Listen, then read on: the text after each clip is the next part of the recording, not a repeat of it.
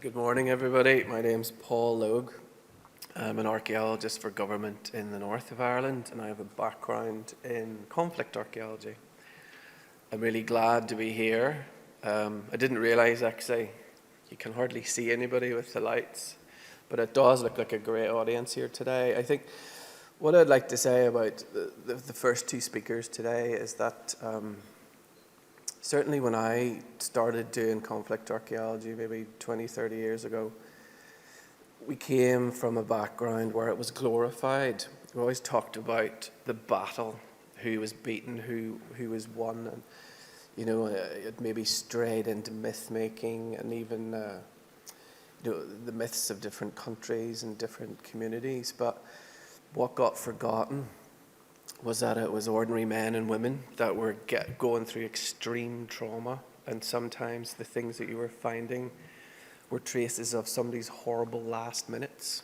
And so I'm really glad to see these two talks coming forward this morning, because I think they're taking that better viewpoint of trying to explore the small things, and in that rediscover the stories about the poor people that went through these traumatic events. The first person up is Damian, and we were talking this morning it was, over breakfast, because I was shocked to see Damian. I haven't seen Damian for about 10 years. I think I've known him since he was about that height, I feel. And he tells me he lives in Finland now. So I don't think he's going to tell you about that, but I'll not talk on too much more, and I'll introduce Damian Sheils.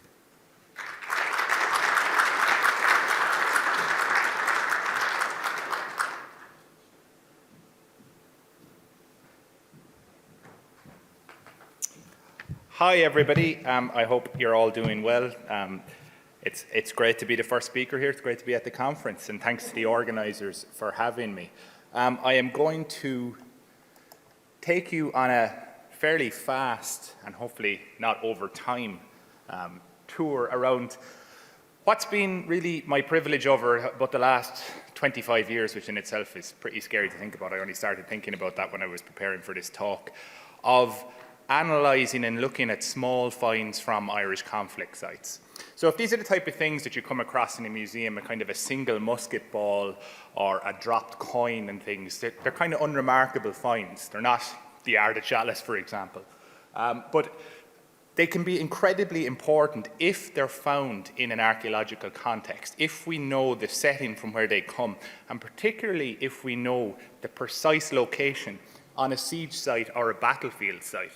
It can do something quite incredible. As Paul was mentioning there, it gives you an opportunity to experience, to see and to interpret often the last moments of someone's life. Incredible trauma that these people were going through, and quite unusual for archaeology. Sometimes we can say not only the day that something was deposited, that experience happened, sometimes we can know the time as well. So there can be incredibly powerful, immersive, visceral objects if you analyse them, if you find them in the right way. And what I want to talk about today is a series of sites, some of which I led work on, many of which I did analysis of the material after they'd been recovered, that kind of show you what the potential of this material is, beyond just a single musket ball sitting on a table. They can help us to identify landscapes. They can help us to see other features in the ground that relate to these events. They help us fill in historical blanks. We have lots of history from the conflicts in our periods in the 16th, the 17th, the 18th century in Ireland, but there's lots of blanks, lots of things we don't know, and archaeology can fill in some of those historical blanks. And I want to look towards the end of the talk in detail at a couple of sites where even very small amounts of material, if they're found properly, if we can analyse them properly, can tell us quite remarkable things. I think it's important to say battlefield and siege archaeology is usually quite different. We saw some lovely images when we came in here of some of the great monuments we have in the country. A lot of battlefields in Ireland, they just look like fields. It can be very difficult to even recognise them as archaeological sites. It can be difficult for us to even visualise what it must have been like in these fields, many of which look remarkably similar when you do analysis of them. in the past to the way they do today. But the first one is a classic, the Battle of Kinsale in County Cork. I'm not going to have an opportunity to go through too much of the background to these engagements, but the Battle of Kinsale was fought in 1601, very famous, often seen as the death of Gaelic Ireland, a battle fought on Christmas Eve 1601, where Hugh O'Neill and Red Hugh O'Donnell lost to the English. What's often forgotten about that battle, which was over very, very quickly, is that it was presaged by an absolutely enormous siege. 3,500 Spaniards had landed in Kinsale, and the English immediately moved to invest the town, building massive fortifications along the way. Back in 2001, again a long time ago, the type of stuff that Paul and myself do, this kind of conflict archaeology, was kind of in its infancy. It often wasn't recognized as kind of something that you could do on a lot of these sites. It had started in the United States really in the 1980s and kind of grew out of there.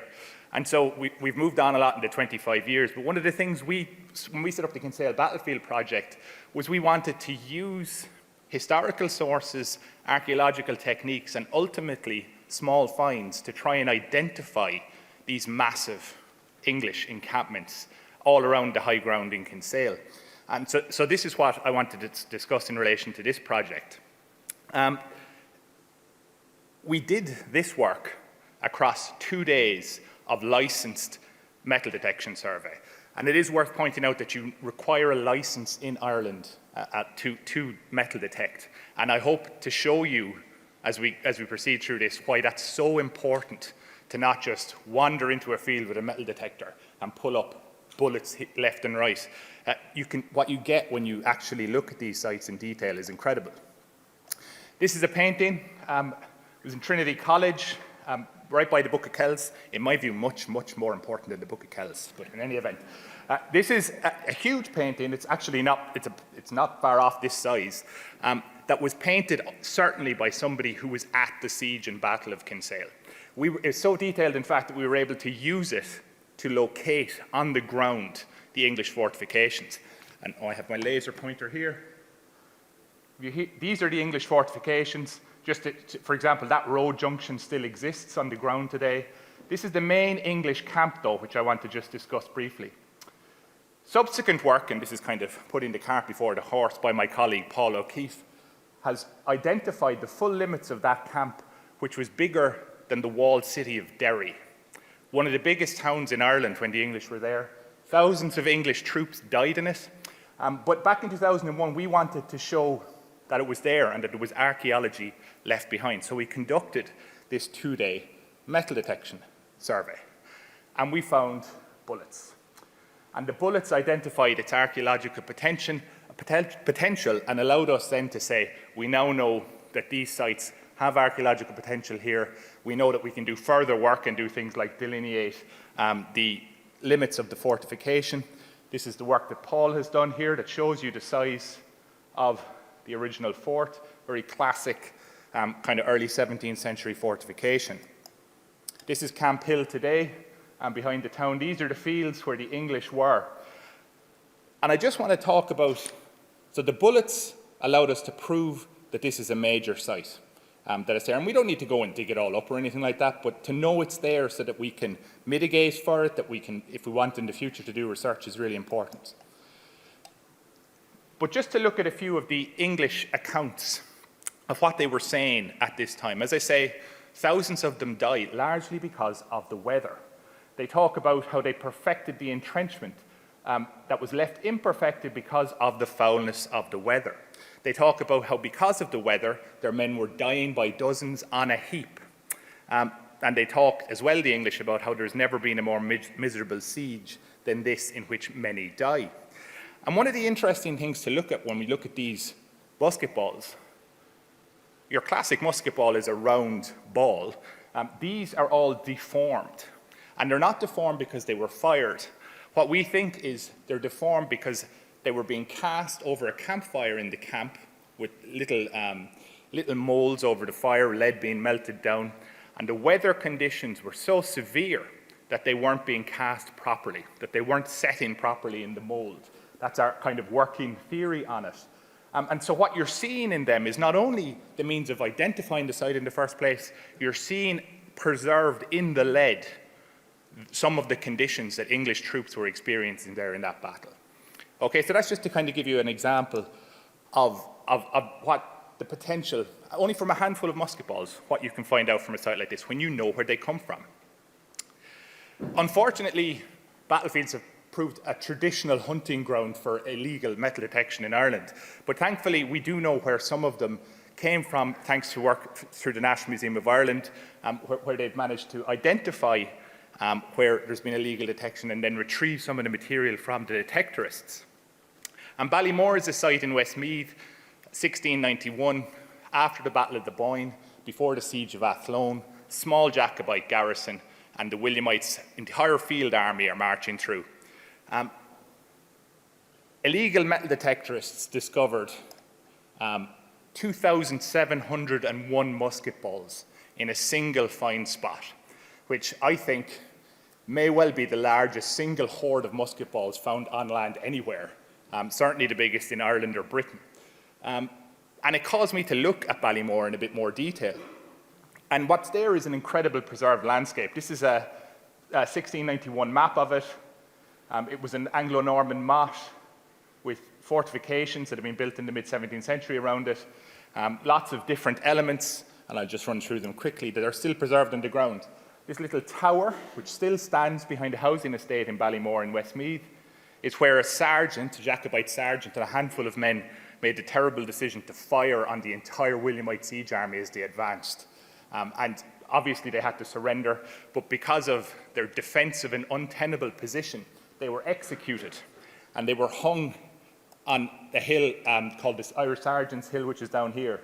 But there's elements in the landscape like the church, this gravestone of someone local who was alive at the time of the siege that you can start to look at, because these musket balls are what drew our attention towards it. This is the hill where the Irish Sergeant was, the Anglo-Norman motte, and this is some of the surviving fortifications. It's one of the best preserved siege landscapes in the country. I won't dwell on this one too much, but this is a map of the engagement, and this is the musket balls. And if you want to see those musket balls, you can go down to the Soldiers and Chiefs exhibition in the National Museum in Collins Barracks, where many of them are on display in the Williamite section of that exhibition. Flying along, I do want to talk just for a moment. There's lots of sites that we've never looked at that have potential. Again, this is Dunmore, 1580, one of Ireland's most important siege landscapes. Unfortunately, it's one of the ones that's threatened by coastal erosion. This was also the victim of illegal metal detection many, many years ago. But again, the National Museum were able to retrieve some of the finds. But again, it draws your eye towards this site, famous for being the first foreign landing where Italian and Basque troops flew the papal banner, came in 1580, and they were surrounded by English troops. Very bad position. And when the fort surrendered, all the Irish inside it were executed. This is a very fanciful depiction of the fort, but it doesn't look like this. If you go down there, it's very, very small. But you can see things like this is the English trenches, which all certainly survive in a field called the Field of the Cutting. But these are some of the material that was found that almost certainly relate to this time of trauma: cannonball, an exploded gun barrel that probably blew up during the siege, and the heel of a boot, possibly from one of the victims. And we're flying through these because I always prepare about 7 hours of material. So if you want, we can stay here all day. I'll probably be dragged off by Paul though. So. Carrickmines Castle in County Dublin was an excavation that was carried out on behalf of the NRA TII back in the early 2000s. A castle site, if you drive on the M50 motorway, that's the area of it.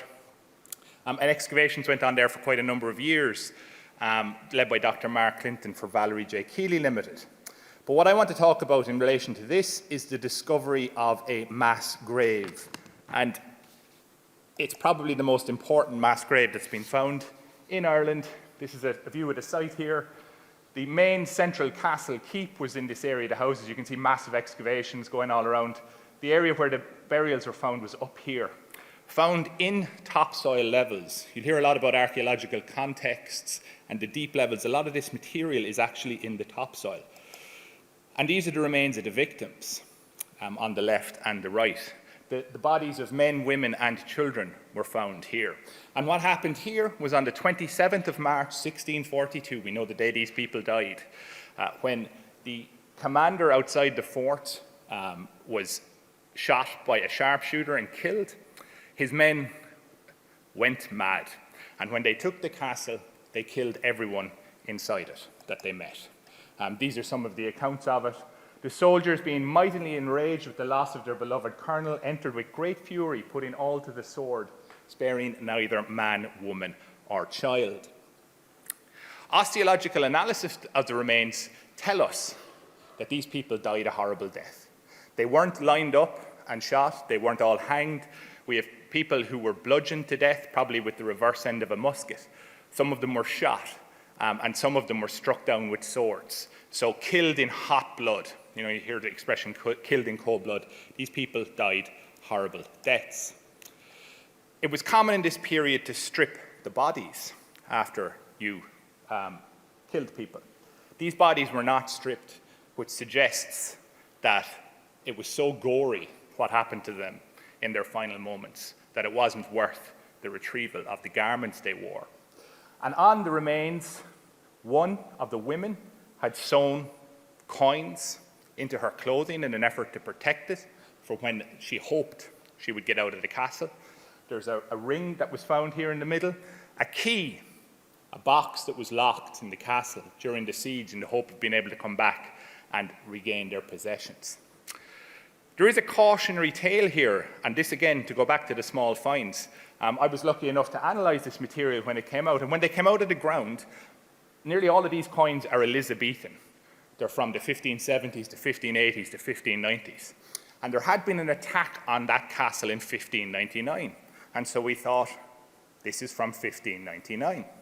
The material went off to the conservator and came back, and one of the harder to read coins was from the reign of King James I, which post-dated 1599, and which confirmed that that site was from March 1642. If it had not been there, we would not be able to say for sure that that was the event. So again, one single coin and its importance in relation to an event like this. I'll very briefly touch on these. Castle Donovan in County Cork and Clough-Uachtar in County Cavan. Castle Donovan was excavated on behalf of the Office of Public Works by Linda Hegarty for Rubicon Heritage Services, and Clough-Uachtar was excavated by the National Monument Service. Con Manning, who's in the room somewhere, was in charge of that. And the finds from these sites, a lot of what we see, you know, we're used to seeing broken down castles with a wall gone at the side of them. I'll give you the example of Castle Donovan here, the wall blown out by parliamentarian Cromwellian troops in 1650. But often we're left with very scant sources in relation to them. It might be 2 or 3 lines. This is more or less what we know about the destruction of this castle. But when it was excavated in the destruction layer, there were a huge number of finds that tell us, in the case of Castle Donovan, not only about its final moments, but that it had an afterlife in the decades after this castle was blown down. So there's things like musket balls. This is an incredible find of gold lace that came off a very high status man's jacket in this period and was probably destroyed in the castle. But a series of money, different money, some of it dating from the period of the castle's destruction, 1640s, 1650s, but much of it post-dated that. It post-dated in the decades afterwards, the 10, 20, 30, 40 years afterwards, where people were using this rapparees potentially as a site to be causing no good around the countryside. It seems to have been occupied in the later 17th century by military as well. So again, not just, it's telling us in this instance about the final, there's a big destruction layer, and you've clay tobacco pipes as well, big destruction layer, but it's telling us that these sites don't necessarily just stop their use. And again, it's the small finds that are telling us that because of our ability to date them. Clough-Uachtar in County Cavan, a fantastic site. Here it is, sitting in the middle of Loch-Uachtar. And Con's excavations there found an incredible array of material. That, again, not a massive amount of information about the actual siege itself, of what went on, but you can tell from the dozens and dozens and dozens of military projectiles that were recovered during the excavations there for the NMS, that there was incredibly heavy fighting. And here's some of them. Cannonballs, the broken spherical cases of mortars that were lobbed in to burn and attack the defenders. We have the attempts of the defenders to arm themselves. These are the tops of molds. They were molding bullets, making bullets to try and defend themselves. Incredible survival of elements of 17th century weapons. This is a trigger from a gun. All parts of the different mechanisms here that you can see. These are the defenders' last moments trying to protect this site. We can analyze some of the lead balls that were found there to show that they were fired in a little bag, which you only fire if you're doing it anti-personnel, when people are right by you. So you're seeing the fighting, and there were human remains discovered there as well. It also allows you, when you analyze that material and look at the dimensions and things like that, to talk about where things potentially were fired from. And there's in traditional local lore in the area, this road is called Cromwell's Road. Even if Cromwell wasn't anywhere near things in this period, parliamentarian troops, but it was always Cromwell who did it. Like, Cromwell is usually associated personally with a lot of these. But this road is traditionally called Cromwell's Road. We did analysis on the types of guns that would have fired the projectiles. And you can then start to do things like calculate the range that they would have been in. Effectively, these guns were point-blank range firing at the castle. And the likely positions you can then point out on the landscape. And what it's likely, I believe in any event, is that Cromwell's Road here, these are big guns that require lots of oxen or horses to drag them along. And you can't just take them over any hill or anything you want. That they almost certainly prepared that road and built it, I think, a good chance in any event, in order to move their guns into position. And then it survives on the landscape, and it survives in local memory. But again, it's allowing you to get closer than the history often allows us to get to the kind of absolutely, as I say, visceral events here. I want to spend the last few minutes talking about 3 sites in particular. Aram from 1690, New Ross, and Vinegar Hill from 1798. Aram is the bloodiest battle fought in Ireland in 1690. It comes after Balmore, after the fall of Athlone, after the Boyne. Much more important battle than the Boyne, in my view, in relation to this conflict. An incredible battlefield landscape, still largely preserved. But the National Roads Authority, the TII, as they are now, the Transport Infrastructure Ireland, in advance of the M6, commissioned a licensed metal detection survey because a small part of that road clipped a kind of a distant element, if you like, of that battle. And it really is quite incredible for what it highlights. A very small number of finds that were precisely locatable in a landscape and what you analyse. This is the battlefield. If you were on the M6, you'll drive around this part of it here, way out of it here. Essentially, the Jacobites are holding this hill, Kilcommodon Hill. The Williamites are launching attacks across this bog here towards them. A very long, bloody engagement that goes on all day until the Jacobites break. And that is when people die in 16th and 17th century battles in huge numbers, when one side starts to run and they get ridden down. And they fled, we know from the accounts, towards a bog. Everybody runs this way to try and get to a bog so that the cavalry couldn't follow them to ride them down. That's our context. We know these sites are important because, again, the National Monument Service back in the late 2000s commissioned a study called the Irish Battlefields Project to look at the historical sources, to look at the archaeology, to try and identify and map the different locations that have high archaeological potential. And this is the map that was done for Aram. And again, this blue area is where the Jacobites were. You can see the attack lines coming across. The area we're talking about here is actually under the quay. So it's not even in the core battlefield area, if you like. And a small handful of objects are found. A handful of bullets, a hammered bullet called a slug, used often by a very particular type of unit, and a hand grenade almost like the cartoon grenades that you would be used to seeing. All of these are used by very specific troop types. These slugs are usually used by mounted men, usually mounted dragoons. Hand grenades in this period are notoriously dangerous. They're carried by grenadiers and were usually used in an assault on a position if you were attacking a castle or something and you were trying to get in a breach. For it to be found in this area is very, very unusual. You wouldn't expect it to be there. Why is someone throwing a grenade way off in this part of the field? Jacobite gun money found on the field, the gun money that was produced for Jacobite use, and buckles, bits of clothing. And I will just read to you, I'm not going to go into massive detail in relation to the analysis of the material, but because of what we know of grenades and of bullets, to say, and from looking at the historical sources, we can say that we can come up with a kind of a decent interpretation of what happened here. And I'm going to read it for you. This was actually published in a Transport Infrastructure Ireland publication in which I wrote this. And it's not something archaeologists do much of, right? But I wanted to show that when you combine all this material, that you can recreate or make a decent, informed, intellectual, analytical effort to tell a potential story of what might have happened. Okay, and I'll just read it for you. It's late in the day and the battle is lost for the Jacobites. There's nothing left for the men to do except try to save themselves.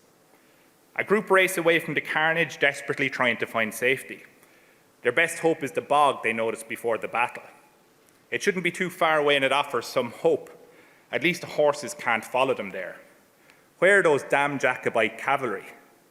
The men are defenceless without them, especially now that the Williamites are pouring their own cavalry and dragoons into the pursuit. They're closing in.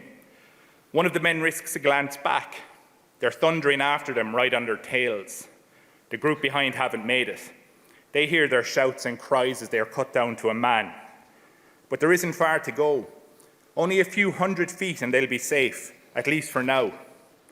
Most of the men have thrown away their weapons and equipment to run faster, straining every muscle to get clear. Their hearts beat like never before, as they are literally in a race for their lives. The firing moves closer. One of the group crumples and falls. The Williamite dragoons are shooting at them now. They're not going to make it. Breathless, a Jacobite grenadier decides to make a desperate stand. He turns to face the oncoming riders. Reaching for his last grenade, he fumbles to light the fuse. With his final reserves of energy, he hurls it at the Williamites, who scatter as the deadly weapon wings its way towards them. He watches the grenade explode harmlessly, resigned to his fate. The cavalry are on him now, and the end is quick. The Williamite trooper manoeuvres his mount at a fast trot to get into position, dispatching the grenadier with a single blow of his sword. He looks around for his next target. It's now dusk.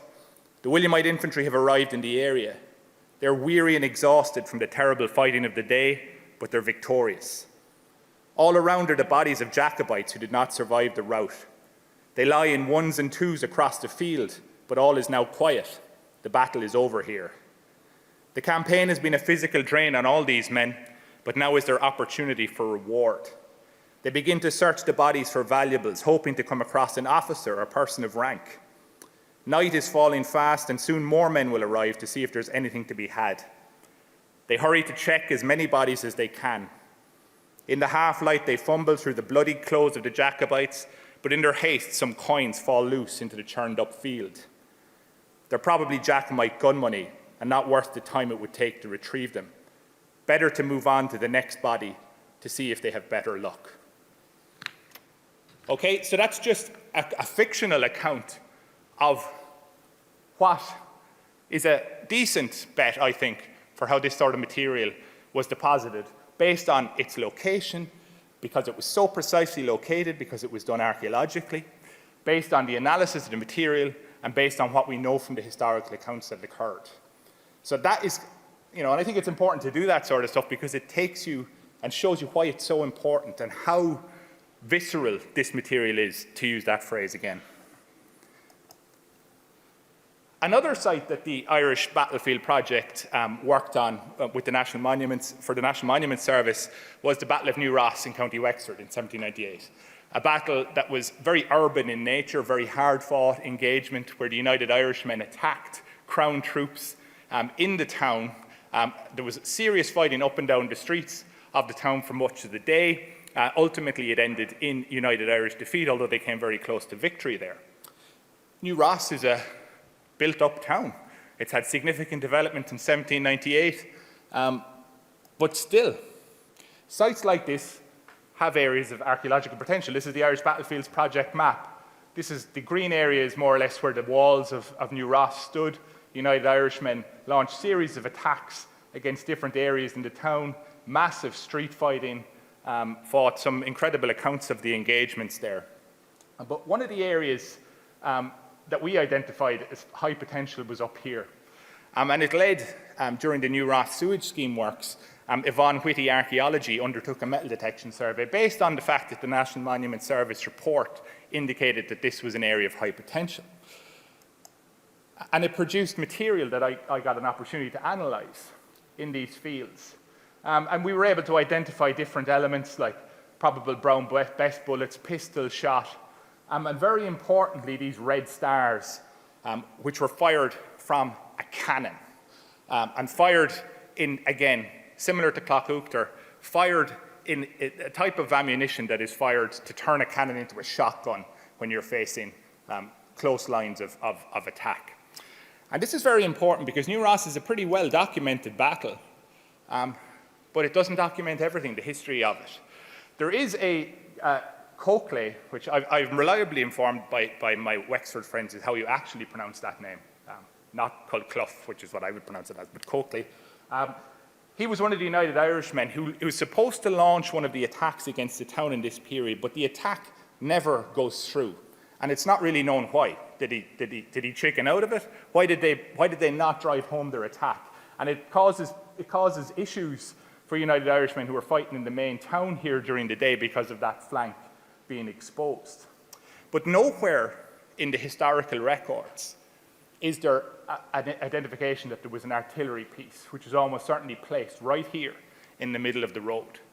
United Irishmen, of course, are not professional soldiers. Indeed, many of the militia that they're facing are not either, but they have more experience militarily. So what you have are a bunch of people who are used to farming fields or working in mills, advancing down this road. And we now know that there was an artillery piece located there that they were facing directly into, which, if it was me, I don't know about you, I'd be quick enough not to go straight down the road. But one of the important things, again, about this, and we'll talk about this on our last site, Vinegar Hill, is because of this material here, it allows us to interpret the probable position of a unit called the Clare Militia, who held this part of Irish town for the day during the Battle of New Ross, and they get commended for it.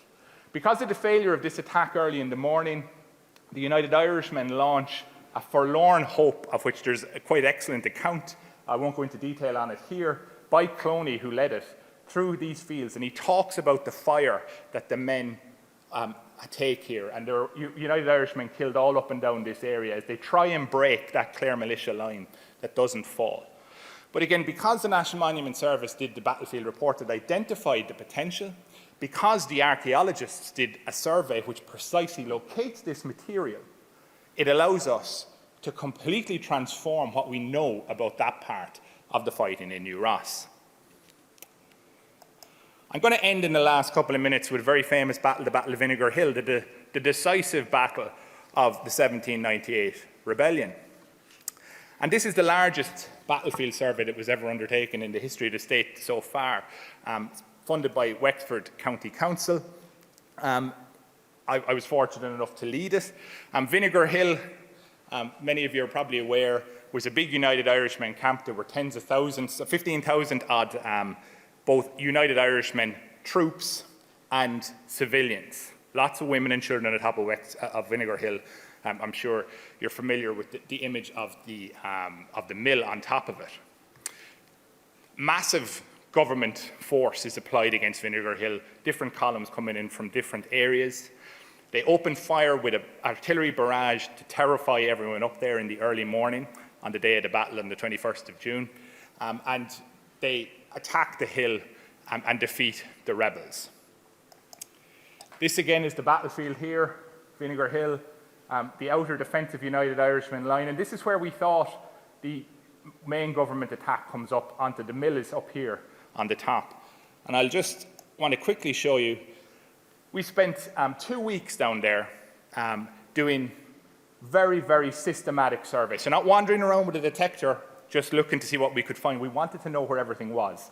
And that's some of the information, walking these very rigid transects, recording everything, recording who found everything, so you can tell things like who's finding more material and things like that, bagging and recording all the finds.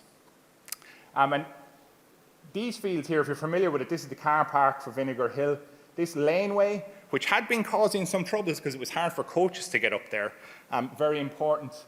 And we were doing the survey in the fields to the left of it when all this material, impacted musket ball, dropped musket ball, again and again and again and again, came up. And this is the spread of material. And just to show you, we detected these fields. You'll see there's very little. All of this material is dropped here, because what we now know happened, because we know where it was found, is that government troops came in here. This laneway, which was, as I say, causing some issues because of its narrowness, was actually the laneway that the government forces, the Crown forces, as they advanced, they guided on it. They're advancing in big lines and they're guiding on that hill. They are dropping bullets. We have dropped bullets in a line here where guys who were nervous are fumbling and dropping their bullets. We have evidence of artillery being rolled in to fire into the faces of the United Irishmen. We have hand-to-hand combat as United Irish rebels try and hold back the last of the attack so that the civilians that can escape off the top of the hill. These are elements of it. But I'll end with two finds that allow us to identify specific groups of participants. Vinegar Hill is famous for being the Wexford rebels. Often left out of the story are South Wicklow. This is a token dropped by someone from South Wicklow as they fought in that last element of the battle. This isn't the actual one. The original from the site is quite corroded, but this is what they look like. It's a token from a Wexford mining area in South Wexford. And fighting against them are buttons of the South Cork militia, who we know served in one specific unit. Their entire regiment wasn't there. It was only the light companies formed. So we have these Wicklow guys fighting against the South Cork light companies, identified in their final moments as they attacked for those who died. So, okay, my time is up, but I hope if you want to read any more, there's a lot of that published, material published, so you can have a look at it. But thanks so much for your time.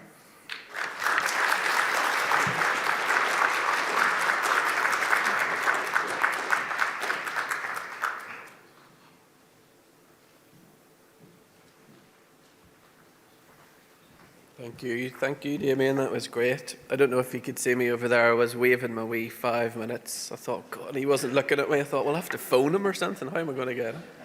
But I managed to get in over there and catch his eye line. Because I love all that. You could have been sitting there for another hour and be hating me.